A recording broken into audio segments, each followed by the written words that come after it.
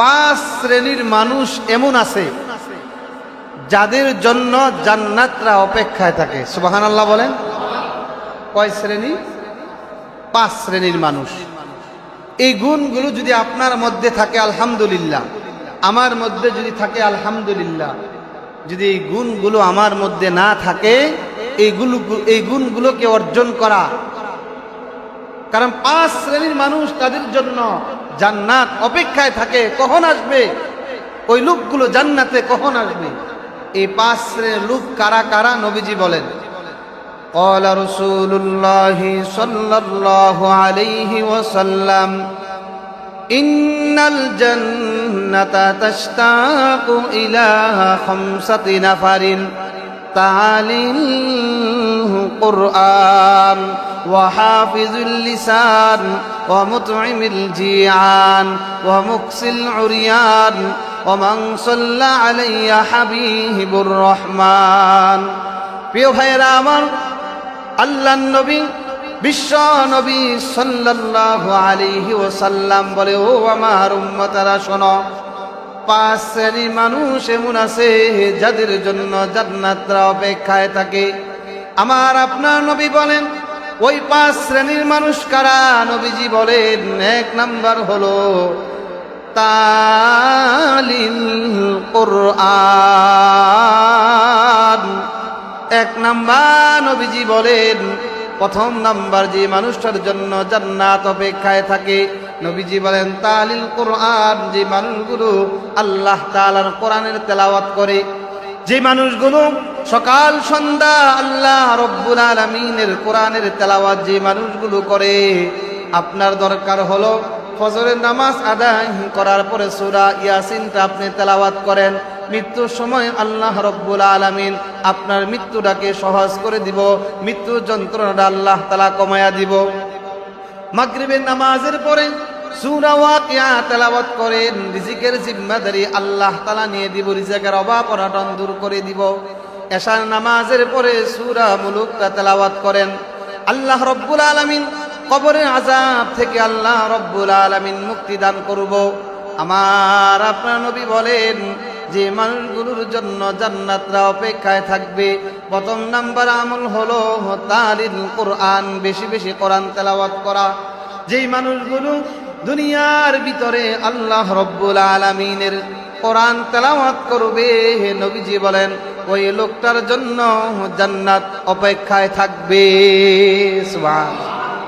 প্রিয় ভাইয়েরা আমার, দুই নাম্বার হলো নবীজি বলেন ওয়াহাফিজুল লিসান, যারা জবানকে হেফাজত করে, জবান দ্বারা কাউকে গালি দেয় না, জবান দ্বারা কাউকে কষ্ট দেয় না, জবান দ্বারা গীবত করে না, পরনিন্দা করে না, জবান দ্বারা মিথ্যা কথা বলে না, জবানের দ্বারা অন্য মানুষকে কষ্ট দেয় না। আমার আপনার নবী অন্য হাদিসের ভিতরে নবীজি বলেন, ও আমার উম্মতারা শোনো, তোমরা যদি দুইটা জিনিসের জিম্মাদারি নিতে পারো, আমি নবীজি ঘোষণা দিলাম তোমাদেরকে জান্নাতে নিয়ে যাওয়ার জিম্মাদারি হয়ে যাব। আল্লাহর নবী বলেন, মান ইয়াজমাল্লি মা বাইনা লাহিয়াইহি ওয়া মা বাইনা রিজলাইহি আজমান লাহুল জান্নাহ। আমার আপনার নবী বলেন, আমার উম্মতারা শোনো শোনো, তোমরা যদি দুইটা জিনিসের জিম্মাদারি নাও, এক নাম্বার হলো জবানের হেফাজত করা, জবানের হেফাজত করা। দুই নাম্বার হলো লজ্জাস্থানের হেফাজত করা। আমার আপনার নবী বলেন, আমার যে উম্মত দুইটা জিনিসের জিম্মাদারি নেবে, আমি নবীজি ঘোষণা দিলাম আমার সেই উম্মতকে আল্লাহর তৈয়ারি জান্নাতে প্রবেশ করাবো। সুবহানাল্লাহ। দ্বিতীয় নাম্বার আমল জবানকে হেফাজত করা। দুনিয়ার মধ্যে যত গুনাহ আছে, অধিকাংশ গুনাহ সেটা হয় জবানের দ্বারা।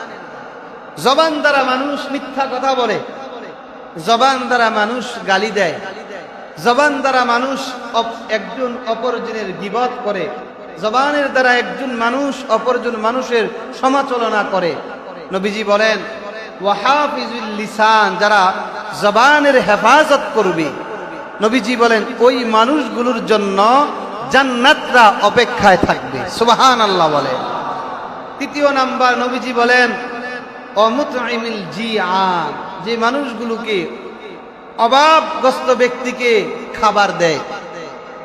সমাজে অনেক মানুষ এমন আছে যাদের অর্থ সম্পদ নাই, ভালো করে ইচ্ছা করলেও খেতে পারে না। আল্লাহ আপনাকে সম্পদ দিয়েছে, টাকার মালিক আল্লাহ আপনাকে বানিয়েছেন। আপনি চিন্তা করলে আমার প্রতিবেশী যারা আছে, যারা অসহায়, এদেরকে একবেলা খাবার খাওয়ালেন, কিংবা খাবার খাওয়ানোর জন্য কিছু টাকা এদেরকে দিয়ে দিলেন। নবীজি বলেন যে মানুষ অপর অসহায় মানুষকে খাবার খাওয়ায়, ওই মানুষগুলোর জন্য জান্নাত অপেক্ষায় থাকে। সুবহানাল্লাহ বলেন। এই মানুষকে খাবার খাওয়ানো, এই আমল যদি কোনো মানুষ করতে পারে, ওই লোকটা নিরাপদে আল্লাহর তৈয়ারি জান্নাতে প্রবেশ করবে। সুবহানাল্লাহ বলেন। নবীজি বলেন, قال رسول الله صلى الله عليه وسلم أفشوا السلام وأطعموا الطعام وصلوا الأرحام والناس نيام تدخلون الجنة بسلام। প্রিয় ভাইরা আমার, নবীজি বলেন, আমার উম্মতেরা শোনো, চারটা আমল এমন আছে যদি কোনো মানুষ করতে পারে, ওই মানুষগুলো নিরাপদে জান্নাতে প্রবেশ করবে। আমার আপনার নবী বলেন, প্রথম নাম্বার হলো আফসুস সালাম, বেশি বেশি সালামের প্রচলন ঘটানো, বেশি বেশি সালাম দেওয়া। বাবা তার সন্তানকে সালাম দিবে, সন্তান তার বাবাকে সালাম দিবে, স্বামী তার স্ত্রীকে সালাম দিবে, স্ত্রী তার স্বামীকে সালাম দিবে, বন্ধু তার বন্ধুকে সালাম দিবে। নবীজি বলেন, আফসুস সালাম, তোমরা সালামের বেশি বেশি প্রচলন ঘটাও। দুই নাম্বার হলো আতঈমুত তাআম, অসহায় লোকদেরকে তোমরা খাবার খাওয়াও। ওয়াসিলুল আরহাম, আর তোমরা আত্মীয় স্বজনের সাথে সুসম্পর্ক রাখো।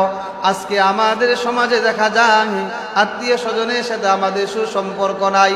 ভাই তার ভাইয়ের সাথে কথা বলে না, এক ভাই আর এক ভাইকে দেখতে পারে না, এক ভাই এক বোনের সাথে কথা বলে না, ভাই বোনের সাথে গভীর কোনো সম্পর্ক নাই। আমার আপনার নবী বলেন, ওয়াসিলুল আরহাম, আত্মীয় স্বজনের সাথে সুসম্পর্ক রাখো। চার নাম্বার হলো ওয়ান্নাসু নিয়ামুন, মানুষগুলো যখন ঘুমিয়ে যায় তখন তোমরা আল্লাহ রব্বুল আলামিনকে সন্তুষ্ট করার জন্য রাত্রেবেলা তাহাজ্জুদ নামাজ তোমরা আদায় করো। আমার আপনার নবী বলেন, এই চারটা আমল, মানুষকে বেশি বেশি সালাম দেওয়া, অসহায় লোকদেরকে খাবার খাওয়ানো, আত্মীয় স্বজনের সাথে সুসম্পর্ক রাখা এবং রাত্রেবেলা তাহাজ্জুদ নামাজ আদায় করা। আমার আপনার নবী বলেন, এই চারটা আমল আমার যে উম্মত করতে পারবে, নবীজি বলেন, তাদখুলুনাল জান্নাতা বিসালাম, ওই মানুষগুলো আল্লাহর তৈয়ারি জান্নাতে নিরাপদে প্রবেশ করবে। সুবহানাল্লাহ। এই জন্য এই চারটা আমল আমার জিন্দেগির ভিতরে থাকা চাই।